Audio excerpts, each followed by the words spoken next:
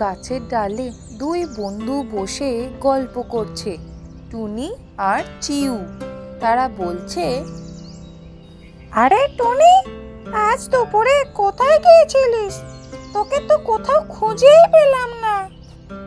আরে আর বলিস না, কাল রাতে স্বপ্ন দেখলাম আমি এক বিশাল রাজপ্রাসাদে রাজা হয়েছি। তারপর ভাবলাম চল রাজ্যের খাবারে খোঁজ করি, তাই আজ সকাল থেকে ঘুরতে বেরিয়ে পড়লাম। রাজা হওয়ার স্বপ্ন দেখে খাবার খুঁজতে বের হয়ে গেলি? পেলি কিছু?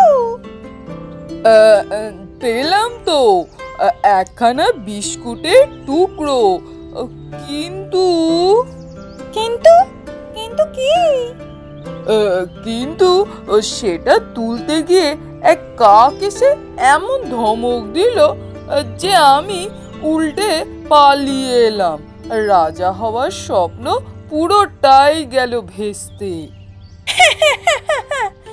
রাজা হলে কি কাকের ধমকে পালালে চলে? ওরে ওরে দুষ্টু টুনি, আমি খাবার খাওয়ার রাজা, যুদ্ধে না। খাবারের জন্য রাজা হলে শুধু খাওয়ার খাওয়া। ও তাই নাকি? তাহলে আজ থেকে তোকে খাদ্য রাজা বলেই জানবো। তাহলে খাদ্য রাজা চিউ। ঠিক আছে, কিন্তু রাজা হিসেবে আদেশ দিলাম আজ সন্ধ্যায় আমরা মিলে মজাদার কিছু খাবো। হুকুম, রাজার হুকুম মানতে হবে। চল দেখি কোথায় ভালো খাবার মেলে।